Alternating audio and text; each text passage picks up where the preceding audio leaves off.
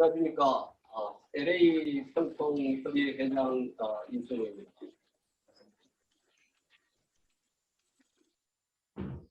저희 평화통일대학원 제1강에 참석해 주신 모든 여러분께 진심으로 감사의 말씀을 드립니다. 그리고 환영합니다. 저희 평화통일대학원이란 뜻은 평화와 통일을 위한 큰 배움의 전당이라는 뜻입니다. 제가 개인적으로 사서 중에 하나인 대학을 읽고 아이디어를 얻어 만든 이론입니다. 대학의 내용을 간단하게 제가 한번 읽어보겠습니다. 조금 전에 칭다오에서 중국말 하시던데 제가 못하는 중국말이지만은 중국말로 한번 읽어보겠습니다.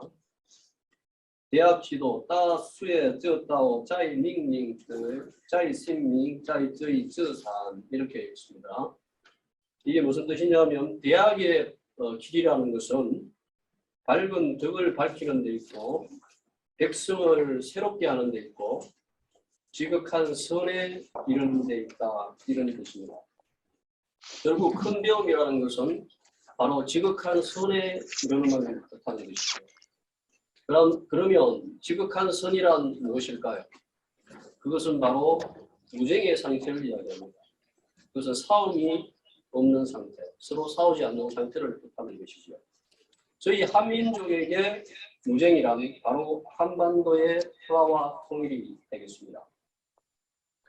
오늘 첫 강의로 한문수 경제학 교수님을 모셨습니다. 오늘 주제는 2022년 한반도 및 미국의 경제전망, 남북관계에 미칠 효과와 동향입니다. 한반도의 평화 통일은 경제적인 측면에서 고려하는 것이 가장 타당하고 효율적이라고 생각합니다. 경제는 의식주와 관계된 것이고 정치적인 문제와는 달리 견해의 차이가 크지 않습니다. 우리의 평화와 통일 정책은 경제적인 이슈에서 어떻게 정치 외교적인 관점이 주도적 영향을 미치지 못하게 하는 것이 관건이라고 생각합니다.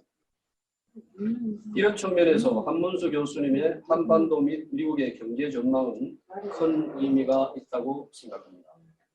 남북한 경제협력의 실마리를 제안할 수 있다고 봅니다.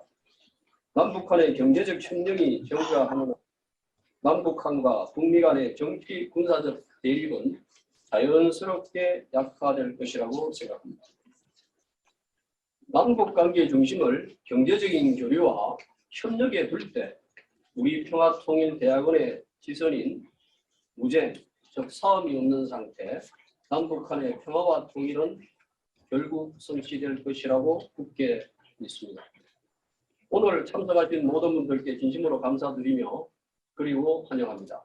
뜻깊은 시간이 되시기를 기원합니다. 감사합니다.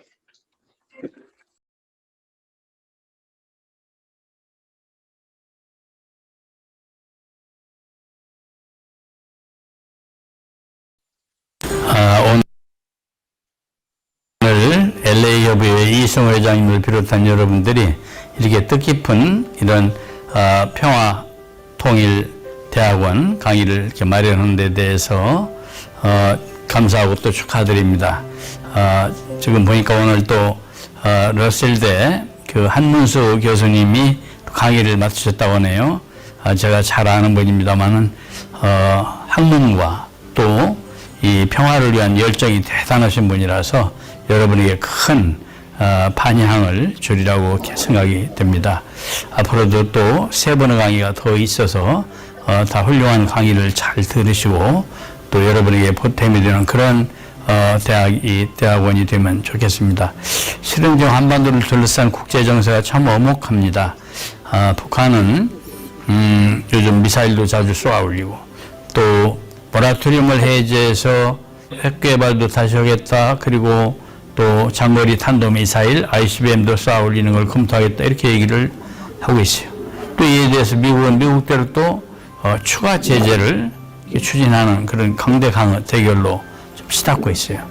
참 안타까운 상황입니다. 2018년 대화 시절이 그립습니다. 당시에 문재인 대통령이 북한도 설득하고 미국도 설득해서 2017년 말에 트럼프 대통령과 김정은 위원장이 서로 대책상 위에 핵단추다 이렇게 말하던 험악한 시기였는데 이어서 2018년 2월 평창 동계올림픽에 평양 선수단이 참여하는 단일 팀을 구성하는 그런 또 경사가 있었습니다.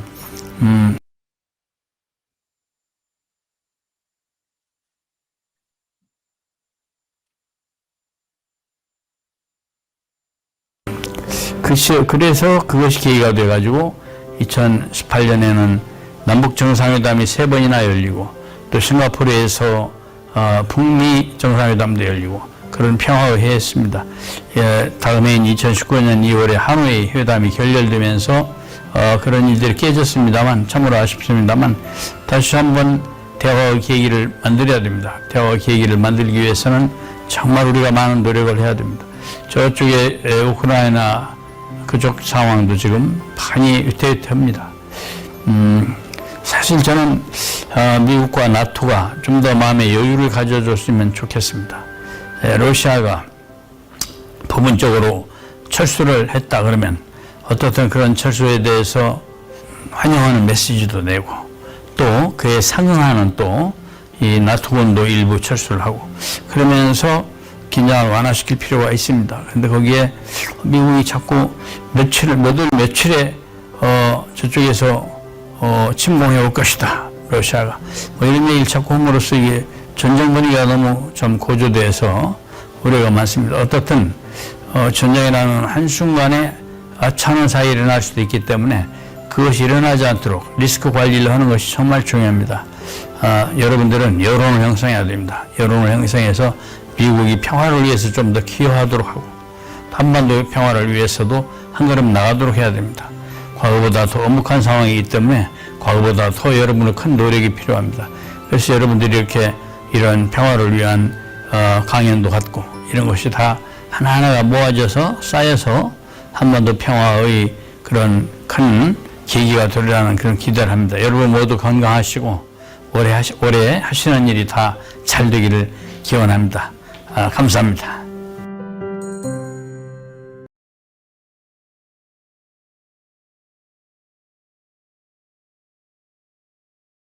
네, 안녕하세요. 권성환입니다. 오늘은 사실은 이제 부총영사이지만 저희 총영사님이 이제 부재하시기 때문에 공관장 대리로 총영사 대리 자격으로 인사를 드리게 됐고요. 그만큼 이제 평통에서 하시는 행사가 중요하기 때문이 아닌가 생각하고 있습니다. 먼저 오늘 이 뜻깊은 행사를 준비하신 이승우 LA 평통 지회장님 많이 고생하신 것 같고요. 이렇게 보니까 미리 저도 이제 15분 전부터 들어와 있었는데 그 반가운 얼굴이 많이 있었던 것 같습니다. 지금도 계신 것 같은데 한선우 보스턴 회장님, 그다음에 장수인 보스턴 수석 부회장님, 김성혁 보스턴 평통위원님, 목사님. 제가 이제 저는 보스턴에 3년 동안 근무했기 때문에 그 보스턴에 있는 동안에도 또 그 평통 업무 많이 도왔던 것 같습니다. 그래서 반가운 얼굴 오늘 뵙게 돼서 좋고요. 보스턴뿐만 아니라 저는 사실은 이 행사가 LA하고 그 미국 중심으로 하시는 줄 알았는데 오늘 보니까 칭따오도 있고 또 거의 뭐 전 세계에서 다 오신 것 같습니다. 그래서 LA 평통에서 하시는 여러 가지 사업이 얼마나 많은 영향력을 갖고 있는지 실감할 수 있었습니다. 특히 오늘 강연 주제는 그 보스턴 매사추세츠에 계신 한문수 교수님이 해주시는데 한반도 및 미국 경제 전망. 지금 미국 경제가 굉장히 중요하고 또 미국 경제가 미국 정치, 미국 정치가 그 한반도에 미치는 영향이 또 크지 않다고 할 수 없는데요. 굉장히 시의적절한 주제가 아닐까 싶습니다. 그리고 오늘 첫 강의를 시작으로 평화통일대학원이 시작되시는 건데 정말 축하드리고요. 제가 이렇게 주제를 쭉 봤는데 굉장히 그 좋은 주제를 잘 선택하신 것 같습니다. 한반도 평화협력과 주변 강국 실용외교. 다음번 주제네요. 제가 이렇게 보니까 저희 총영사관에 있는 직원들도 또 여기 미국 내에 있는 여러 영사관이나 대사관에 있는 직원들도 같이 들어보면 좋음직한 그런 주제가 아닌가 싶습니다. 제가 기회가 될 때마다 말씀드리지만 우리 정부는 사실 공공외교를 굉장히 중요하게 생각하고 있고요. 많은 인적, 그다음 물적 자원을 공공외교에 투입하고 있습니다. 저희가 생각하는 공공외교는 그 두 가지가 있는데요. 일단은 이제 공공외교의 내용이 뭐냐 하는 부분이 있고, 그리고 공공외교의 주체가 누구냐 하는 부분이 있습니다.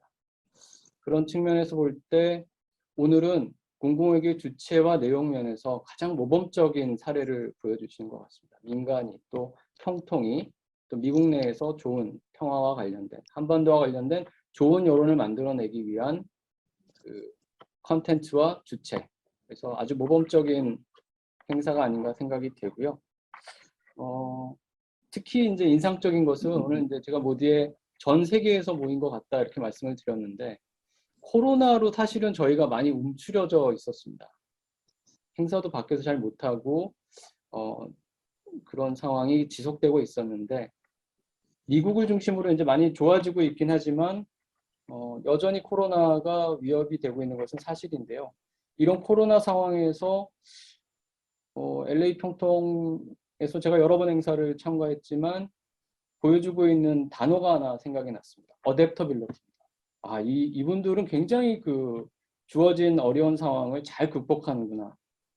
위기를 기회로 만드는 어댑터빌리티를 정말 모범적으로 보여주고 계시지 않는가 그런 생각이 들고요.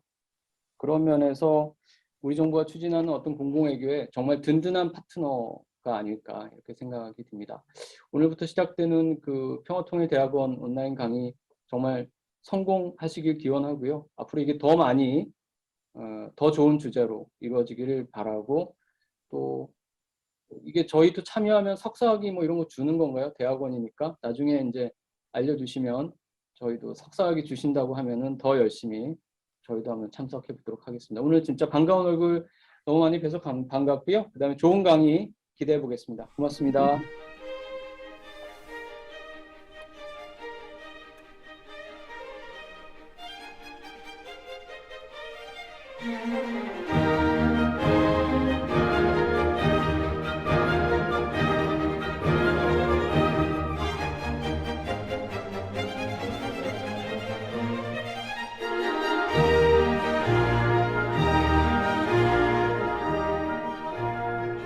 감사합니다. 이렇게 소개를 잘해주신 은호정 위원님 너무 감사드립니다. 저는 한문수라고 합니다. 이렇게 초대해 주셔서 감사하고요. 제가 오늘 준비한 거를 열심히 최선을 다해서 전달해 보도록 하겠습니다. 즐겁고 재밌고 벌써 끝났네 이런 기분이 들도록 최선을 노력하겠습니다. 집중해서 들어가 주십시오. 평화통일대학원 온라인 강좌에 대해서 처음에 이야기를 듣고 생각을 하기 시작했습니다. 과연 이건 무엇일까? 어떻게 내가 디파인을 하면 될까라고 고민을 하는 중에 왼쪽 위에 보시는 이것이 하버드 정문에 있는 겁니다. 들어갈 때 Enter to grow in wisdom. 지혜를 키우기 위해서 들어가고, 나올 때 바로 교문에 나오는 방향으로 있는 게 Depart입니다. Depart라는 게 쓰여 있는 것이 To serve better thy country and thy kind입니다. 그 평화통일대학 온라인 강좌에 들어오면 위즈덤이 늘을 거고, 이 강연을 다 마치고 나가실 때는 우리나라와 이웃 그리고 우리 민족을 위한 어떤 서빙하는 그러한 훌륭하신 분들이 될 거라는 생각이 들었습니다. 제가 우리 이석현 수석부의장님을 처음 뵌 게 지난 9월인데 이 하버드 쿡 북스토어에 오셔가지고 처음으로 딱 책을 잡으시는데 저는 상당히 놀랐습니다. 타이어런트라는 이 책을 보시고, 그 다음에 노암 촘스키 책을 또 보시고, 그 다음에 국제 경제에 관한 책을 보셨습니다. 저희 형통의 수장으로서 정말 대단하신 분이라는 그 생각이 들었었고, 우리 이석현 수석부의장님의 말씀 코트를 시작하면서 저희 강연을 시작하도록 하겠습니다. 한반도의 항구적 평화를 향한 길에는 내비게이션이 없습니다. 아직 아무도 가보지 못한 길이고 불확실하고 어려운 길이지만 우리가 길을 찾고 반드시 해내야 됩니다. 자, LA 평통에 대해서 봤습니다. 가장 큰 평통이더군요. 그래서 너무너무 멋있는 평통으로 생각이 되고요. 그리고 제가 위원님들을 제일 먼저 쓰고 그 다음에 회장과 간사를 제일 밑에 썼습니다. 제 생각에는 이 사진들을 보면서 LA 평통에 대해서 상상을 할 때 어떻게 상상했냐면 이승우 회장과 이만희 간사께서 위원님들을 가장 높이 받들고 봉사하면서 그분들을 이렇게 모시고 봉사하는, 그리고 미주기획 홍보위원장으로 계신 은호정 위원님, 박갑식, 양학봉, 이내은, 장명우 상임위원님, 이 모든 분들이 힘을 합쳐서 열심히 하고 계시는 그런 LA 평통을 상상을 했습니다. 그래서 너무 좋았고요. 그리고 참고로 저는 보스턴 협의회 소속인데 보스턴 협의회에서는 우리는 부를 때 오은희 간사님이라고 안 부릅니다. 존경하는 오은희 간사님이라고 부릅니다. 또 수석 부회장이신 장수인 부회장은 보석 중에 보석 같으신 장수인 부회장이라고 부릅니다. 회장님은 돌 같은 한선호 회장이라고 부릅니다. 그 이유가 있겠죠. 돌은 돌보기를 황금같이 하는, 그래서 너무너무 소중한 그러한 서로의 호칭을 가지고 있습니다. 이거는 우리 보스턴 총영사관에 계시는 유기준 총영사님이 저희를 초대해가지고 그렇게 불러주셨어요. 존경하는 오은희 간사님. 그래서 그 이후에 우리 총영사님의 뜻을 받들어 이렇게 하고 있습니다. 존경하는 마음으로. 자, 제가 이 강연의 1번 타자입니다. 그래서 무키 배츠로 디파인을 할까? 아니면 워커 뷰러로 홈필드니까 어떻게 할까? 그래서 여러분들께서 그냥 생각해 봐 주시면 되고요. 그 다저스가 이번에도 잘 하리라고 믿습니다. 그리고 램즈의 슈퍼볼 우승을 축하드립니다. 저는 LA 하면은 제일 먼저 생각나는 게 University of Southern California입니다. 제가 강원도 출신이고 그 아버님이 초등학교 선생님이신데 미국 유학에 대한 꿈을 가장 먼저 실현시켜준 학교가 US입니다. 장학금과 스타이펜드를 오퍼를 했었어요. 그래서 너무너무 감사해하는 학교입니다. 동시에 순위의 버팔로에서도 왔습니다. 그래서 고민을 하다가 LA를 갈까? 뉴욕주로 갈까? 그러다가 뉴욕을 선택해서 결국은 동부에 있게 됐습니다. 이후에는 미네소타로 옮기게 됐었고요. 저의 백그라운드는 경제학인데 학부서부터 계속 경제학을 했었는데 에드워드 프레스캇 교수님, 그 다음에 리오 허비츠 교수님 한테 경제학을 배웠습니다. 그리고 버스턴 이사에서는 MIT에 계시는 피터 다이아몬드 교수님과 같이 일할 기회가 있었습니다. 이 세 분의 특징은 노벨 경제학상을 다 받으신 분들입니다. 그래서 제 사진은 너무너무 조그맣게, 이거보다 사실 더 조그맣게 만들어야 되는데 이렇게 그 크신 분들 밑에서 지도를 받을 수 있었던 아주 영광스러운 교육 과정을 거쳤습니다. 유오벤 미네소타 대학, 지금 그 미주 여성위원장이신 우리 주미영 위원장님이 공부하고 계시는 미네소타 대학인데 여기에서 제가 티칭을 그러니까 미국에서 티칭을 시작하게 됐습니다. 그런데 14번에 걸친 티칭 어워드를 받게 됐습니다. 그래서 제가 늘 자랑스럽게 생각하는 것이 유오벤에서 받은 14번의 정말 전무후무한 그러한 상이었습니다. 물론 학생들한테도 인기가 조금 있습니다. 그려준, 제가 문이니까 달이라고 생각해서 그려준 학생도 있고, 또 이렇게 이건 유오벤이 그 내셔널 챔피언십에서 우승했을 때 자기가 실제 경기에 뛰던 그 학기 퍽을 사인해서 저한테 준 그러한 선물. 그 다음에 발렌타인스데이, 이거는 엊그저께 있었던 발렌타인스데이에 또 제자들이 이렇게 주는 그러한 거를 쉐어합니다. 버스턴에서 LA는 참 멀더군요. 운전을 하면 44시간이나 걸리는 그러한 거리였습니다. 또 보스턴하고 LA를 생각해 봤습니다. 자, 베스트 오브 애니미즈라는 말이 맞는 것 같습니다.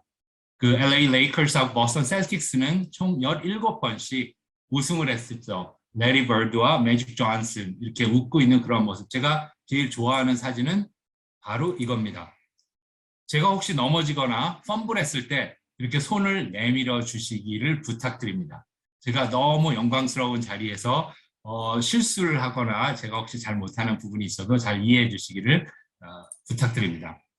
자, 미국 경제는 잘 돌아가고 있는지 한번 생각해 보도록 하겠습니다. 경제라는 건 우리 몸과 같습니다. 너무 우리가 빨리 뛰게 되면 열이 오르죠. 그건 인플레이션이라고 생각하고요. 살이 너무 많이 찌면 그거는 오버웨이트입니다. 그래서 우리 GDP가 너무 빨리 자라도 안 되고 너무 천천히 자라도 안 됩니다. 근데 2007년에서 9년에 우리는 리세션을 경험을 했고 그 이후에 팬데믹을 우리는 경험했습니다. 그리고 정말 31.4%나 뒤로 갔다가 또 앞으로 30% 이상 올라갔다가 마지막 쿼터, 작년에 포스 쿼터에는 6.9%라는 성장을 이뤘습니다. 하지만 이 그린 오른쪽에 보시면 그린 라인이 그 potential real GDP라 해가지고 GDP가 고기에 달할 때 가장 좋은 건데 지금 블루 라인이 있죠. 약간 아직 못 미쳐 있습니다. 그래서 우리 GDP는 계속 증가하고 있지만 못 미쳐 있고 제가 여기 찍은 점은 이번 팬데믹 이전에 GDP가 여기까지 올라갔었습니다.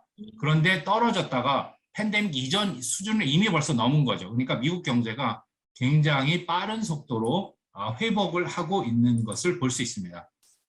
GDP의 70%는 컨섬션입니다. 소비가 70%를 차지하는데 그래서 소비자들의 그 신뢰감, 내가 소비를 할 때 미래 소득이라든지 잡 시큐리티라든지 그러한 것들을 바탕으로 소비 신뢰가 있어야 됩니다. 근데 그 리세션 때 보면 60 밑으로 내려갔었죠. 그러다가 굉장히 올라가가지고 이번 팬데믹 기간에도 70 밑으로는 떨어지지 않았었습니다. 그래서 다시 올라갔다가 작년 12월에 70.6, 올해 2월에 61.7로 떨어졌습니다. 굉장히 많이 떨어졌죠. 작년 2월 대비는 약 20% 가까이 떨어진 거고 올해 1월 대비도 약 8%가 떨어졌습니다. 다시 말해서 소비자들이 겁먹고 있는 상황이라고 볼 수 있습니다. 자, 그러면은 우리 물가 걱정을 해야 될까요?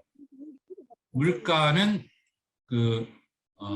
제가 물가에 대해서 찾아보는데 그 미래 에셋 증권에서 최근에 나온 것이 물가에 대해서 아주 그래프를 잘 그려놔가지고 제가 인용을 하겠습니다. 인플레이션이라는 거는 그 임금 상승이 그것이 인플레이션에 영향을 미칠 수 있고 기대 인플레이션이 되게 중요합니다.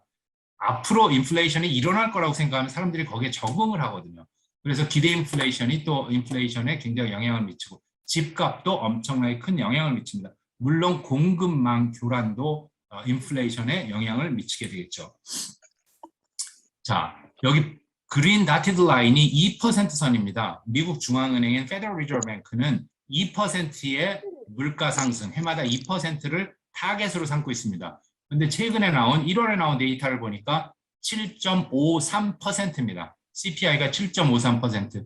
굉장히 물가가 높은 상황인 것을 알고 있겠죠. 볼 수 있습니다. 그 다음에 작년 같은 경우에 도대체 왜 그렇게 물가가 많이 올라갔는지를 봤더니 에너지 섹터가 약 20% 이상 올라갔고요. 그다음에 트랜스포테이션도 크게 많이 올라갔습니다. 뿐만 아니라 그 쇠고기라든지 음식이 또 물가를 주도했고요.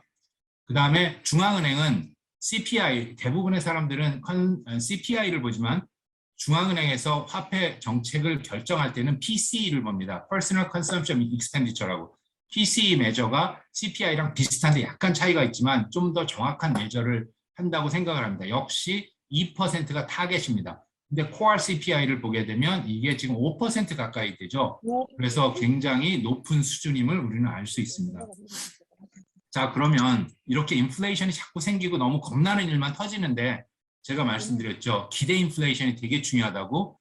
그래서 유니버시티 미시간에서 나온 인플레이션 엑스펙테이션을 보니까 약 5% 정도로 내년에 그러니까 2022년도까지 올라갈 거라고 이제 예상을 하고 그러는 거죠. 근데 2월 14일 날 뉴욕 페드에서 나온 데이터를 보니까 5년 예상치가 오히려 떨어지고 있어요. 그러니까 작년 어거스트 8월에 3월 5년 뒤에 인플레이션이 3.1%가 될 거라고 예상을 했었는데 올해 1월에는 오히려 3%로 떨어질 거다. 어떻게 해석을 할 수 있느냐 하면 이건 굉장히 좋은 사인입니다. 인플레이션이 계속 일어나게 되면 부자들은 큰 문제가 없지만 가난한 사람들은 굉장히 타격이 큽니다. 그런데 그 많은 사람들이 또 인플레이션이 장기적으로 일어날 거라고 예상하게 되면 장기 투자를 못하게 되겠죠. 그럼 비즈니스는 이렇게 줄어들게 되고 여러분들이 집 살 때도 여러 가지 문제가 생길 수가 있겠죠. 그런데 뉴욕 페드에서 나온 데이터상으로 볼 때는 많은 사람들이 장기적으로는 물가가 큰 문제가 안 될 거라는, 지금은 좀 위험하지만 그래도 아주 좋은 신호가 있습니다. 그래서 크게 걱정은 안 하셔도 될 듯합니다. 노동시장의 문제입니다. 이 노동시장, 여기서 그린 라인을 보시게 되면 이것이 fully employed 상황이라고 보면 됩니다. 그러니까 이 경제가 다 고용이 됐다면 지금 가려져 갈 때도 안 보이는데 4.45%면 실업률이 4.45%라 그러면은 fully employed라고 볼 수 있어요. 근데 1월에 4.0%입니다. 이미 벌써 4.4보다 낮아졌죠. 작년 12월엔 3.9%였었습니다. 이것은 좀 더 낮아질 것 같습니다. 실업률을 매주하는 게 U1, U2, U3, U4 해서 U6까지 있습니다. 실업이라는 것은 미국에서 어떻게 생각을 하냐면 지난주에 1시간이라도 페이드 잡을 했으면은 인플로이드입니다. 그건 실업자라고 생각을 안 합니다. 그렇기 때문에 그런 사람들까지 우리 실업으로 치자. 그럼 U6가 되는데 그런 사람들 실업으로 칠 때 7.3%. 지금 노동시장은 굉장히 핫하기 때문에 그냥 사람 구하기가 너무너무 힘들 것 같아요. 잡리스 클레임을 봐도 알 수 있습니다. 잡리스 클레임, 그러니까 왼쪽 그래프는 이게 타임 시리즈 그래프인데 너무 이번 팬데믹에 많이 올라가가지고 이게 너무 안 예쁘게 나왔어요. 그래서 요 끝부분만 확대를 해서 보겠습니다. 그린 다티드 라인이 300,000입니다. 30만. 위클리 데이터가 30만 밑으로 떨어졌을 때는 노동시장이 레이버 쇼티지가 있다고 보면 됩니다. 그러니까 여러분들이 누굴 고용하려고 할 때 힘들다고 봐야죠. 사람 고용하기 힘들어지는 거죠. 2월 달에 보니까 jobless claim이 223,000이에요. 그러니까 way below 300,000이죠. 그 얘기는 지금 노동시장에서 사람 쓰기가 굉장히 힘든다는 거죠. 그러니까 어떻게 되겠습니까? 임금이 올라가서 hourly wage 요한이 계속 올라가죠. 그 다음에 job opening이 그린 라인인데 job opening에 비해서 상대적으로 red가 higher 하는 겁니다. higher 하는 갭이 이렇게 많이 벌어지고 있죠. job은 많은데 사람을 지금 hire 할 수 없는 그러한 노동시장을 지금 우리는 경험하고 있습니다. 근데 또 재밌는 것이 레이스별로 실업률은 어떻게 될까? 팬데믹 이전을 한번 보시겠습니다. 그린 라인이 에이시안입니다. 에이시안. 모두 다 예상을 하셨겠지만 에이시안들의 unemployment rate은 purple은 백인인데 백인들보다 낮았습니다. typically. 그런데 이 팬데믹을 지나면서 바뀝니다. 팬데믹을 지나게 되니까 살기가 어려워지니까 어떻게 된다? 백인들을 더 많이 쓰는 것 같아요. 그래서 에이시안의 unemployment rate이 typically 가장 낮아야 되는데 지금은 조금 더 백인보다 높습니다. 가장 많은 피해를 받고 있는 그리고 가장 어려움을 겪고 있는 집단은 역시 아프리칸 아메리칸하고 히스패닉이라고 보시면 됩니다.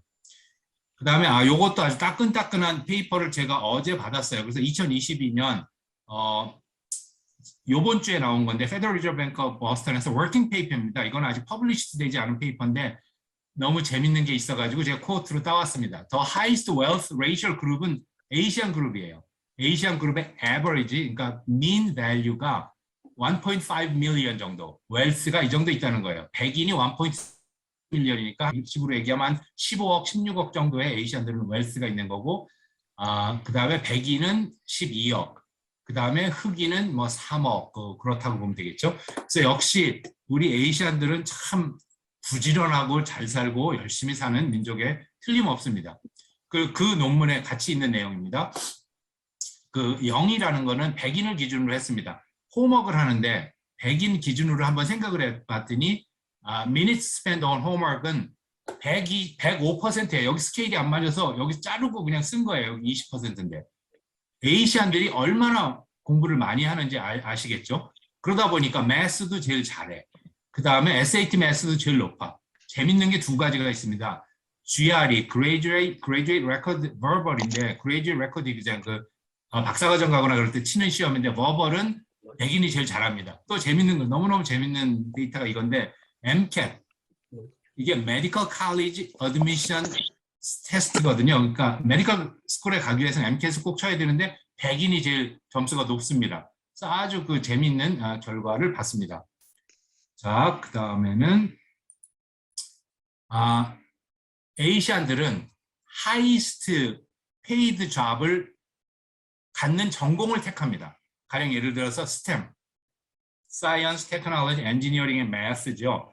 그 다음에 second가 Business and Econ입니다. 그 다음에 Social Science, Arts and Humanities는 가장 낮고요. 처음에 스타트는 임금이 비슷하지만 나이가 50대가 넘어가고 60대가 넘어간 거의 배 정도 차이가 납니다. 너무 재밌는 게 비즈니스 앤 이컨이 더 많이 벌기 시작하다가 이렇게 뒤집히는 게 이게 파이낸셜 섹터가 좀 문제가 있어서 그런가 뭐 하여튼 그런 생각이 듭니다. 그 다음에 요 블루 라인이 학사학위 이상 소지자들입니다. 에이시안들은 60%가 넘습니다. 우리가 에이시안이라고 그러면 한국, 일본, 중국이라고만 생각하시면 안 됩니다. 뭐 캄보디아라든지 인디아라든지 그런 나라까지 다 고려를 하는 거기 때문에 한국은 이 데이터보다 더 좋다고 보면 됩니다.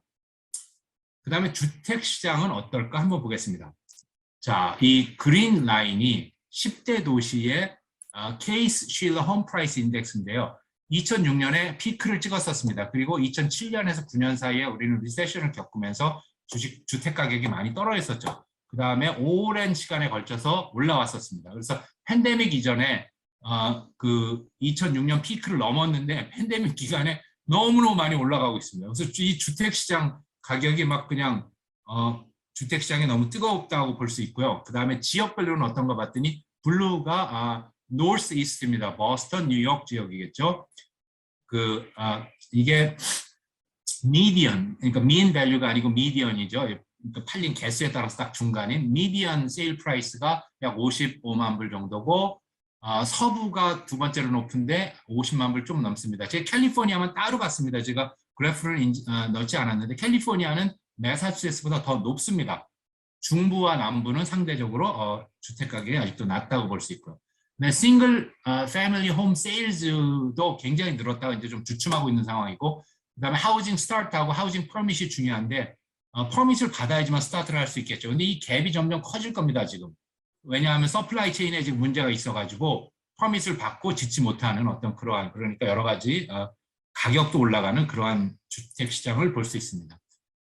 그 다음에 페드에서 이자율을 높일 가능성이 높기 때문에 30년 만기 이자율을 30년 그러니까 30-year fixed rate 같은 게 지금 3.5%가 좀 넘었는데 계속 올라갈 추세고요.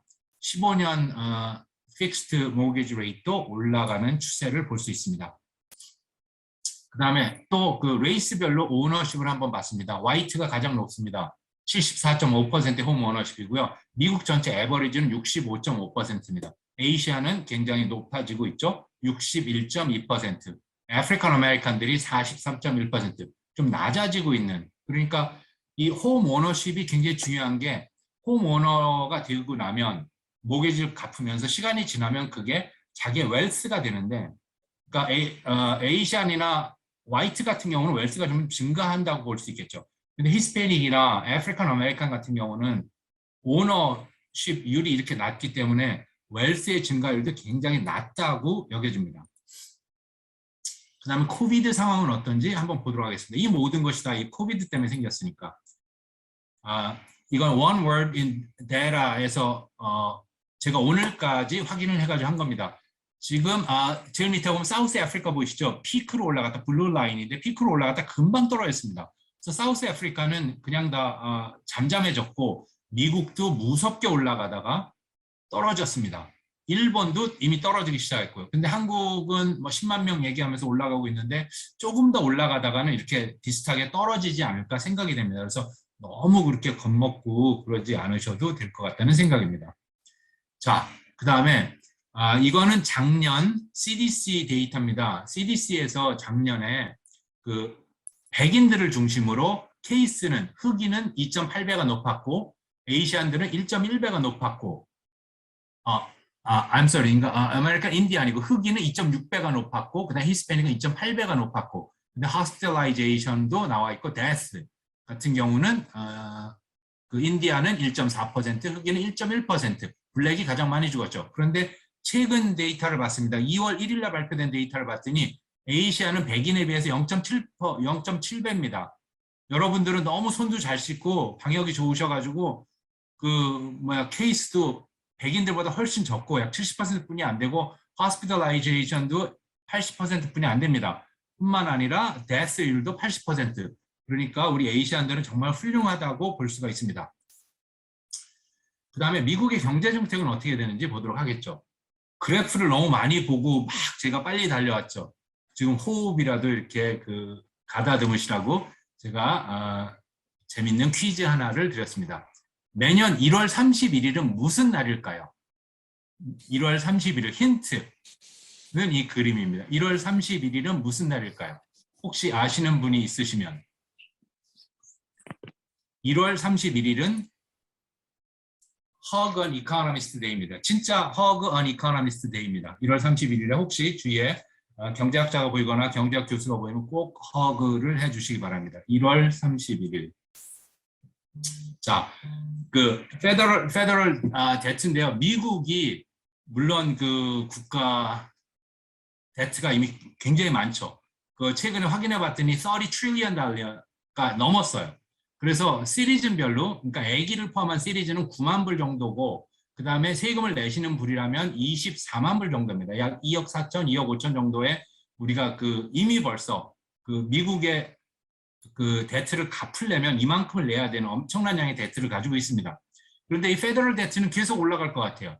지금 팬데믹에서 여기인데 2051년에는 더 많이 올라간다는 예측이 있습니다. 그리고 그 페더럴 스펜딩이 레버뉴보다 훨씬 많죠.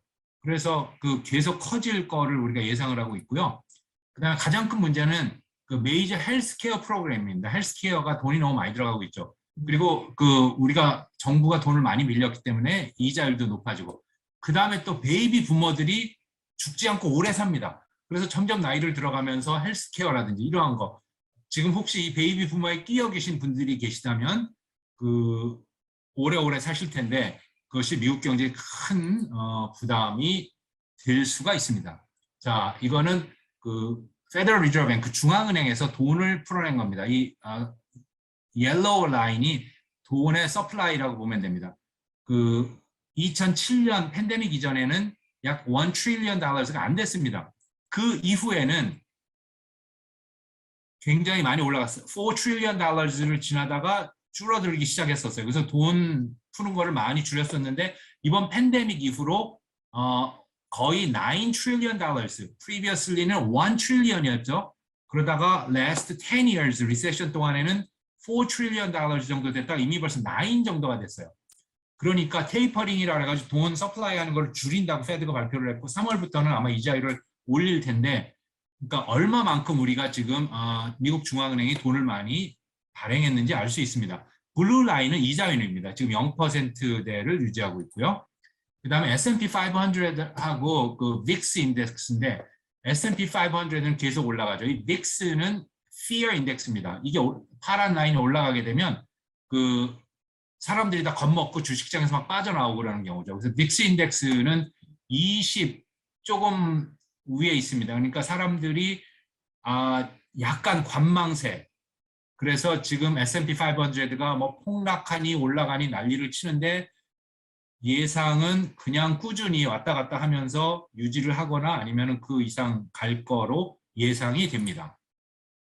Real value of the dollar인데 달러 환율이 높아지고 있죠. 지금 이거는 조금 더 올라갈 겁니다. 그리고 또 문제는 그러니까 우리 그 미국 돈이 전 세계 많이 풀리고 있지 않습니까? 그게 기축통화 역할을 하고 있는 건데, 트리핀 교수가 한 말인데, 그러니까 미국 달러가 기축통화라는 건 세계 어딜 가도 다 받아주는 거잖아요. 그러기 위해서는 우리가 달러가 전 세계에 많이 퍼져 있어야 되는 거예요.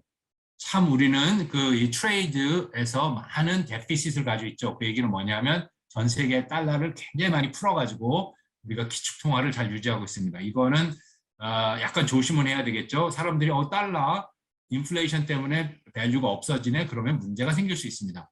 자, 그러면은 올해는 예측이 어떻게 될까? 올해는 경제 성장이 약 4% 정도로 예상합니다. 내년에는 2.2, 그다음 후년에는 2.0%. 올해 인플레이션은, 그러니까 PCE, 코어 PCE를 얘기하는 건데 약 2.7%를 예상합니다. 그리고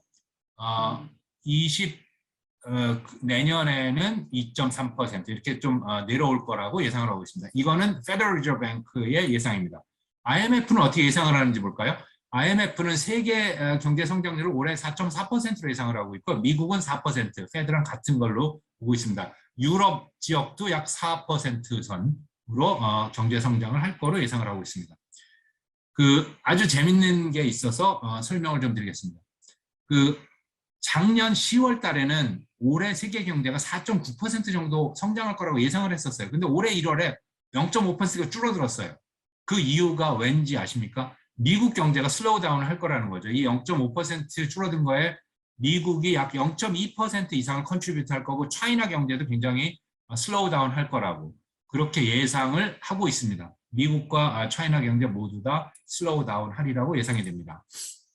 그래서 차이나 경제는 어떤가 좀 관심이 있어가지고 왜냐하면 차이나 바로 옆에 또 북한이 있으니까 그래서 그 차이나 시클리컬 액티비티 트래커라고 중국에서 데이터를 그 GDP 데이터를 발표하면 대부분 잘 못 믿습니다. 그래가지고 요거를 미국 경제학자들이 만든 거예요. Federal Reserve Bank of Boston, 샌프란시스코에서 만든 건데 그래서 제가 최근 데이터까지 넣어가지고 한번 돌려봤더니 빨간 라인이 나옵니다. 그 얘기는 뭐냐면 중국 경제는 굉장히 좀 슬로우 다운 하고 있다는 얘기죠.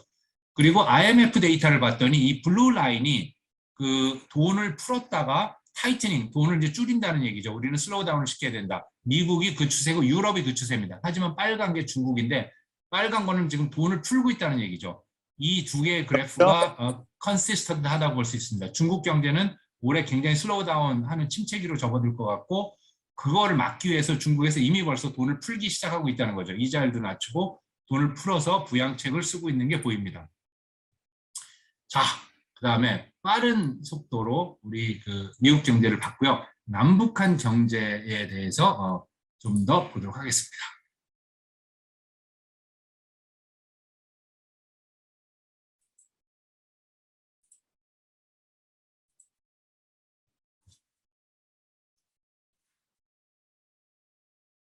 들으셨나요? 볼륨을 크게 하고 다시 한 번만. 소리 안 나왔습니다.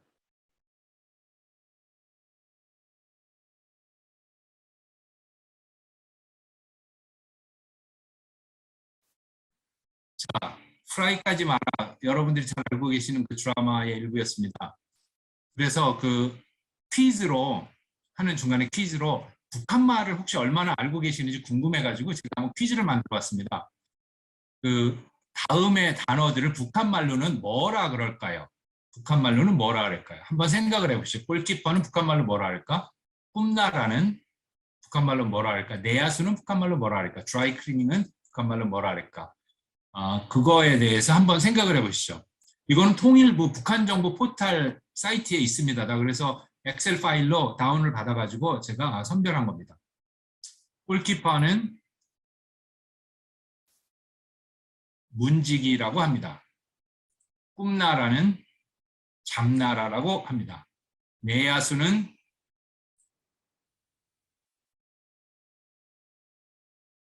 앞마당지기라고 부릅니다. 드라이클리닝은 화학빨래라고 부릅니다. 스타플레이어도 이렇게 부릅니다. 기둥선수라고 부릅니다. 자, 그러면 북한말을 남한말로 한번 생각해 보시죠. 짝씨를 뭐라고 부를까요? 짝씨가 남한말로 뭘까요? 짝씨, 배우자입니다. 부화사건은 뭘까요? 부화사건. 부화난다, 뭐 부화사건. 간통사건을 부화사건이라고 합니다.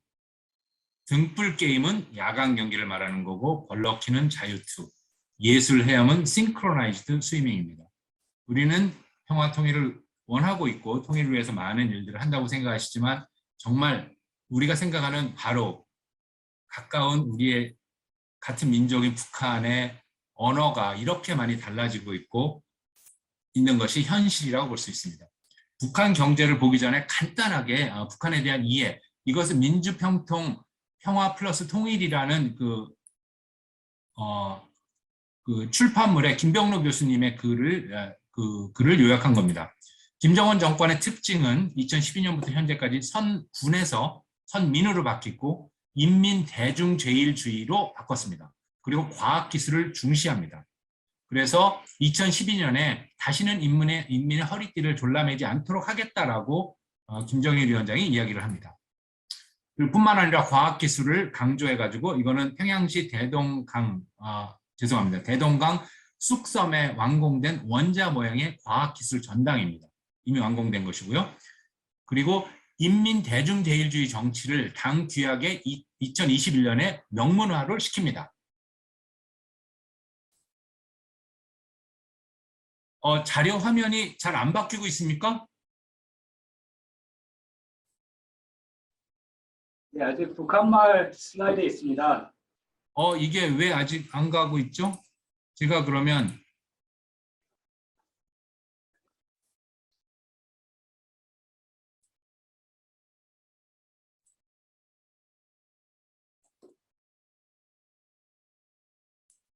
죄송합니다. 무슨 일이 일어났는지 잘 모르겠지만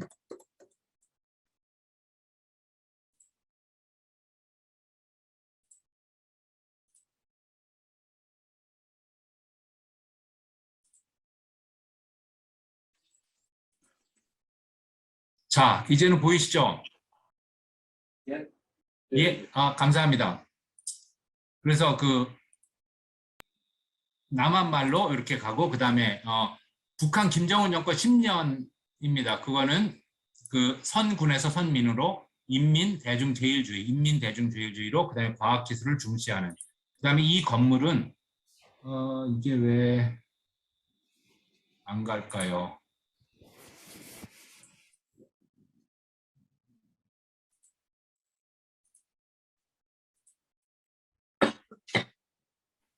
자, 이제 이거는 보이시죠? 네. 이게 왜 슬라이드 쇼로 하면은 안 가는지.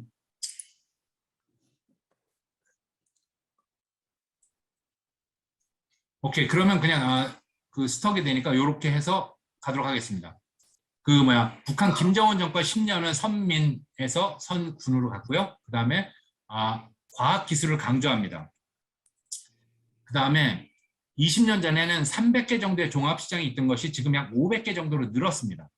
그리고 시장이라는 것은 김정은 위원장이 취임하고 나서 시장이라는 것은 굉장히 중요한 역할을 하게 되는데요. 식량과 소비재 60% 이상을 시장에서 구입을 합니다. 뿐만 아니라 대북 제재와 코로나19 이 코로나19 이 상황이 빈부격차를 너무 심하게 만들었고 신흥 자본가인 돈주가 약 10만 명이나 된다고 합니다. 2022년 전망은 계층 간의 갈등이 심각한 사회 문제로 나타날 수가 있고 그 다음에 반동 사상 문화 배격법을 만들었는데 이게 한류를 보지 못하게 하는 겁니다. 근데 이미 벌써 40% 이상이 노출이 됐고 그 다음에 관행과 정치적 경직성이 지금 있기 때문에 여러 가지 문제점이 있고 북한은 엄청난 전력난을 가지고 있기 때문에 원자력 발전소 건설을 위해서 건설을 할 때 여러 가지 문제점이 있습니다. 그다음에 이거는 GDP입니다. GDP. 이 GDP는 Purchasing Power Parity라 해가지고요.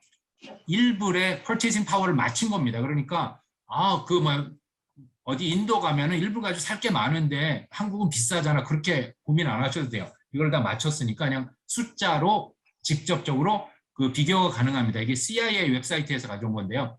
미국은 6만 불입니다. 한국은 42,300불입니다. 일본이 41,000. 이게 2019년 에스티메이션인데 아마도 우리가 좀 더 잘 살지 않을까 그렇게 생각이 됩니다. 스페인보다는 훨씬 높고요. 러시아보다도 굉장히 높습니다. 제가 강조하고 싶은 건 북한입니다. 이게 2015년 에스티메이티드 밸류인데 1,700불입니다. 1인당. 근데 2015년 이후에 계속 네거티브 성장을 했거든요. 그러니까 이거보다 더 줄었을 겁니다. 그러니까 한국과의 격차가 너무너무 크다는 것이죠. 자, 우리 남북한 경제 비교 이거는 뱅크 오브 코리아에서 온 건데요. 뱅크 오브 코리아에서 온 건데 남북한 경제 비교를 보게 되면 인구가 북한이 한국의 약 50%, 우리가 2배 정도 많습니다.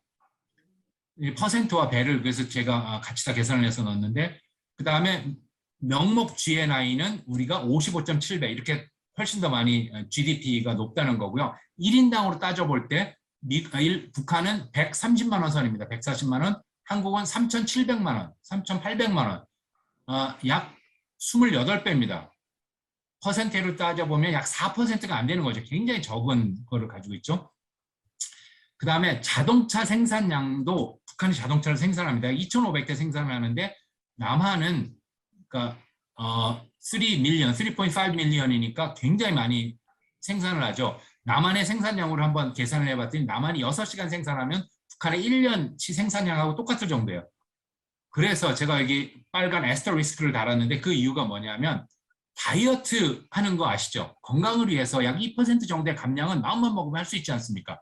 70%랑 1.4% 정도 1.4kg 줄이는 거, 남한 GDP의 약 2% 정도를 우리가 세이브를 해가지고 그거를 통일 재원을 마련하는 데 투자하면 어떨까? 그런 생각을 해봤습니다.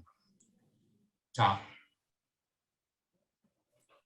다음은 동서독이 통일할 때, 89년도 통일할 때 경제 상황을 봤습니다. 이거는 비율로 보면 되기 때문에 뭐 그때 금액이 어땠다 저땠다 고민할 필요가 없습니다. 서독이 인구 면에서는 동독이 서독의 27%, 약 30%뿐이 안 됐습니다. 한국은 이미 그러니까 배가 넘죠. 북한 인구가 훨씬 많다는 거죠. 우리가 감당해야 될 북한 인구가.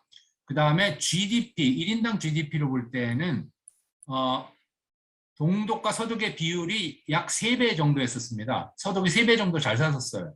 동독은 12,000불 정도였고 서독이 38,000불 정도 했었어요. 그런데 94년에 우리가 남북한이 10배 정도 차이였는데 2020년 데이터로 보니까 27배가 차이가 나요. 그러니까 너무너무 차이가 지금 커졌다는 거죠. 그 다음에 가버먼트 버짓을 보니까 동서독이 약 60%, 서독이 동독이 60% 정도였어요. 그런데 지금 우리 남한과 북한의 정부 버짓은 뭐 비교가 안 될 정도죠. 우리 남한이 약 3%도 안 됩니다. 2020년에 아마 더 줄어들 가능성이 있는데 그 정도로 좀 차이가 나고 있습니다. 이것은 인공위성에서 본 야간 조도인데 92년에서 2008년에 보면은 남한은 굉장히 더 밝아졌죠. 전체 더 많은 지역이. 그런데 북한은 거의 비슷합니다. 그리고 휴전선 있는 데도 마찬가지고 이 조도, 개성시 인접 지역과 금강산 지역의 조도가 급격히 떨어집니다. 천안함 피격이 있은 뒤에 연평도 포격 그러면서 이게 떨어졌고 그다음에 관광객 피격이 있으면서 조도가 떨어졌습니다. 그 얘기는 북한이 살기 힘들어졌다는 얘기겠죠. 그래서 개성공단에 대해서 좀 더 알아보고 싶었습니다. 그래서 개성공단에 대해서 골드만삭스에서 나온 이건 2009년에 나온 페이퍼인데 너무 의미가 있어가지고 제가 인용을 했습니다. 2009년에 개성공단에서 나온 게 북한 전체 수출의 23%를 차지합니다. 거의 4분의 1 정도가 개성공단에서 만든 거를 북한이 수출을 했던 거예요. 그러니까 이 개성공단에 북한이 굉장히 의지를 많이 했었던 것 같아요. 제가 생각했던 것보다 훨씬 높아서 깜짝 놀랐습니다. 그리고 16만 명 정도가 인컴을 받고 개성공단으로부터 4만 명이 거기서 일을 합니다. 그런데 재밌는 거는 여기 골드만삭스에서 평가해 놓은 것은 북한 사람들은 사운드 워크 에틱이 있고 그 다음에 윤리적이겠죠. confusion value가 있고 well educated 되기 때문에 significant한 potential 가능성이 있다고. 그래서 참 좋은 그건데 지금 개성공단이 멈춰 있어서 아쉽다는 생각을 하고 있습니다. 자, 그 다음에 지난 10년간 경제 성장입니다. 우리는 박근혜, 이명박 대통령, 그 다음에 문재인 대통령이죠. 레드가 남한이고 블루가 북한입니다. 북한이 최근 들어서 굉장히 네거티브 성장을 많이 하고 있고 남한은 어느 정도 유지를 하고 있습니다. 이게 히스토리컬리 50년대에는 북한도 약 13% 이상을 성장을 했었어요. 근데 70년대 들어서 전체적으로 떨어졌고 80년대에서 90년대 들을 때 2.4%로 떨어지다가 지금은 김정은 위원장 들어오고 나서는 네거티브 0.47%입니다. 이게 2021년 데이터가 안 들어갔으니까 그렇지 더 커질 것 같거든요. 근데 한국은 약 3% 정도 성장을 하고 있는 상황이고요. 그러니까 남북한이 굉장히 지금 차이가 있다는 거죠. 그 다음에 북한의 2022년 내년에 경제 전망을 올해죠. 올해 경제 전망을 보게 되면 이제는 생존 카드를 꺼냈습니다. 그래서 비교를 해보면 2021년에는 성장, 2022년에는 생존. 최우선 정책은 작년에는 금속 화학 공업이었고 지금은 농업, 농촌 문제, 식량 문제죠. 그러니까 북한이 지금 어떤 상황인지 알 수 있습니다. 이것도 민주평통 자문회의에서 발간된 책자에 나온 자료입니다. 그 다음에 북한이 ICBM 시험 발사를 하게 되면 지정학적 리스크가 올라가게 돼요. 그럼 주식 가격이 떨어지게 되거든요. 여러분들의 펜션이라든지 그 모든 것들이 사실 주식과 연동되어 있습니다. 근데 주식 가격이 떨어지게 되면 여러분들도 손해를 보게 되는 거죠. 근데 남북 정상회담이라든지 싱가포르 북미 정상회담을 하게 되면 지정학적 리스크가 떨어집니다. 그래서 여기서 이건 뱅크 오브 코리아 한국은행에서 계산을 해놓은 건데 2017년, 18년 기준으로 했을 때 수익률이 평균 0.83에서 1.82% 개선시켰을 가능성을 얘기를 합니다. 다른 말로 얘기하면 1,000불짜리 주식이라면은 이 남북 정상회담과 싱가포르 북미 정상회담을 통해서 여러분들은 8불에서 18불 정도의 수익이 증가됐다는 거죠. 주식이 올라갔기 때문에. 주식 가격이 올라갔기 때문에. 그러니까 남북 정상회담 그거에서 뭐해? 싱가포르 회담 그거에서 뭐해가 아닌 거죠. 그게 우리에게 실질적으로 영향을 미치고 있는 것이죠. 자, 그렇다면 여기에서 우리는 과연 무엇을 하는 게 좋을지에 대해서 한번 생각을 해보고 싶습니다. 무엇을 하는 게 좋을까? 이 그림은 2021년도 보스턴 협의회 우리 한선우 회장님이 이끌고 계신 보스턴 협의회의 문지유 학생의 그림을 썼습니다. 자, 이 데이터는 통일 인식의 필요성을 우리 민주평통의 여론조사, 이게 쿼터리 데이터인 것 같은데 분기별로 나오는 최근에 나온 겁니다. 이게 재밌습니다. 한번 보시게 되면 통일의 필요성, 일반 국민은 70% 정도 통일이 필요하다고 찬성을 합니다. 평통위원께서는 96%, 전문가는 97%. 근데 성별, 연령대별이 더 재밌습니다. 여자 40대 분이 가장 통일이 필요하다고 생각을 하십니다. 남자는 50대 남자가 가장 통일에 대해서 적극적이고요. 20대 남녀 모두 60% 미만입니다. 통일에 대해서 별로 관심이 없다는 거죠. 특히 20대 남자 같은 경우는 52.9%뿐이 안 됩니다. 그래서 젊을수록 통일에 대해서 필요성을 인식 못하고 있다고 보면 되고요. 그 다음에 통일의 이유, 일반 국민은 전쟁 위협의 해소, 그 다음에 전문가와 자문위원은 훨씬 그거에 대해서 높고요. 근데 여기서도 연령별로 보게 되면 그러니까 민족 동질성 회복이 20대죠. 20대 19세에서 29세에는 7.6%뿐이 안 됩니다. 그 얘기는 뭐냐면 이 사람들은 북한과 남한의 동질성에 대해서 별로 관심이 없다는 거예요. 그래서 우리 LA 평통에서 지난번에 주니어 평통 발대식 하지 않으셨습니까? 그게 굉장히 의미가 있다고 여겨집니다. 그다음에 하나만 더 보면 바람직한 한반도 미래상은 어떻게 해요? 독일처럼 완전히 통일되는 거 일반 국민은 36% 그거를 원하고 있고요. 그다음에 유럽처럼 그냥 뭐 유럽 연합처럼 만들자. 그것도 통일이다. 35%. 미국과 캐나다처럼 그냥 자유롭게 왔다 갔다 하고 나라로 그냥 따로 있자. 일반 국민은 이 정도의 데이터 나옵니다. 그리고 자문위원들과 전문가들도 약 50%. 북한에 대한 인식은 일반 국민들은 협력 내지 지원 대상이라가 46%뿐이 안 됩니다. 자문위원들과 전문가들은 굉장히 훨씬 높은 걸 알 수 있죠. 그래서 일반 국민들의 북한에 대한 의식과 생각이 굉장히 다르다고 볼 수 있습니다. 이건 퓨 리서치 센터에서 나온 거 여러분들 많이 아실 텐데 다시 한 번만 말씀드리면 가장 인생에서 중요한 거를 선택을 하라 그랬더니 17개 선진국에 대해서 조사를 했더니 대부분의 나라가 패밀리를 넘버원으로 꼽았습니다. 한국은 돈을 넘버원으로 꼽았습니다. 넘버 2는 헬스입니다. 헬스. 패밀리는 넘버 3에 가 있어요. 그래서 이거를 보면서 야 정말 한국인들은 참 훌륭하시고 대단하구나 이런 생각이 많이 들었습니다. 자, 서머리를 들어갑니다. 미국 경제는 그런대로 성장을 잘 할 거라고 보고 있습니다. 그리고 물가는 올해는 계속 올라갈 거로 보고 있고요. 레이버 마켓이 큰 문제일 것 같습니다. 그래서 혹시 고용하셔야 되는 분이 있다면 비즈니스에서 고용하실 때 굉장히 어려울 것 같습니다.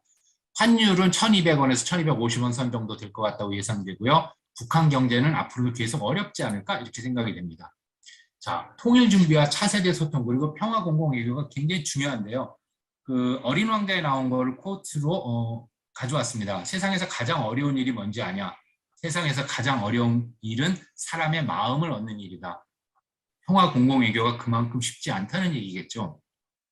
그리고 우리 김창수 사무처장님의 말씀은 LA에서 하셨던 말씀입니다. 젊은 층이 통일에 중요하게 여기는 부분, 원하는 방식의 차이를 이해하고 통일이 차세대들에게 어떠한 이익을 가져올 수 있는지 고민해야 된다. 그 다음에 미국은 국익의 바탕을 둔 합리적 이성적 외교를 펼치는 나라이다. 그래서 일본이나 베트남 얘기를 하셨고 그 다음에 Why 북한, 최광철 미주 부의장님의 말씀을 코트로 사용합니다. 몇 가지 서제션을 드리고자 합니다. 남북한의 꾸준한 이해가 있어야 되겠죠. 그 다음에 데이터, 아까 데이터를 계속 보여드렸는데 데이터 중심의 연구가 꾸준히 된다고 생각합니다. 그 다음에 아까 제가 말씀드렸죠. 다이어트 논리처럼 우리가 조금 더 국민적 공감대를 형성해가지고 공조 및 원조라는 표현보다는 저는 공조 및 투자라고 표현을 했는데 서스테이너블 해야 되고 이윤이 남아야지 서로가 받아들이는 거거든요. 우리 그 이승우 회장님도 그런 말씀을 아까 하셨는데 공조 및 투자로서 하면 어떨까? 그 다음에 K 평화 공공의견을 많이 들으셨죠. 저는 OK로 한번 바꿔봤습니다. 오미크론 K. 오미크론으로서 우리는 더 이상 코로나가 뭐 문제되지 않게 그냥 또 오미크론이 너무너무 잘 퍼지잖아요. 그래서 한국인의 아름다운 것들 잘 퍼질 수 있게. 그 다음에 우리는 플렉서블한 공공외교를 해야 되고 그 다음에 차세대 및 여성 역할의 활성화가 굉장히 중요하다고 생각합니다. 주니어 평통 너무 좋은 얘기였고요. 그 다음에 AAYC라든지 여성 컨퍼런스가 중요하다고 생각됩니다. 그리고 정권 교체, 이건 되게 중요한 것 같은데 정권 교체와 상관없는 지속 가능한 정책이 필요한 것 같아요. 예를 들면 보건의료 공동체를 통해서 단기적으로는 지원할지 모르지만 장기적으로는 신약 개발이나 세계에서 뭐 우리 남북한 공동으로 할 수 있는 신약 개발이라든지 백신 그런 것들을 꾸준히 지원한다면 그 장기적으로 너무 좋지 않을까. 다시 한번 강조하지만 수익성 있는 비즈니스 모델을 우리는 개발해야 된다라는 생각이 듭니다. 그리고 고민하다 마지막으로 생각한 것이 드림, 와일드 드림입니다. 우리는 정말 와일드 드림을 가질 필요가 있습니다. 라이트 형제가 하늘을 나는 생각을 했었죠. 그 이후에 뚜벅뚜벅 걸어서 우리는 이 우주를 갖고 제임스 웹 망원경도 설치를 했습니다. 이 망원경으로 봤더니 남북한이 통일된 이러한 모습이 보였으면 좋겠습니다. 감사합니다. 이상입니다.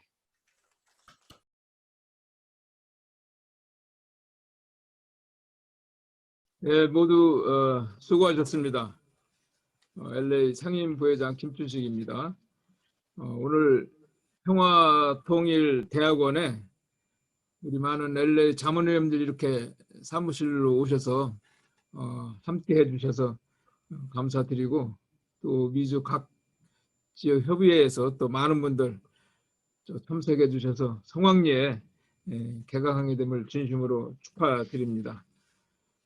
해박한 경제 또 실물 경제를 이렇게 강의를 끝까지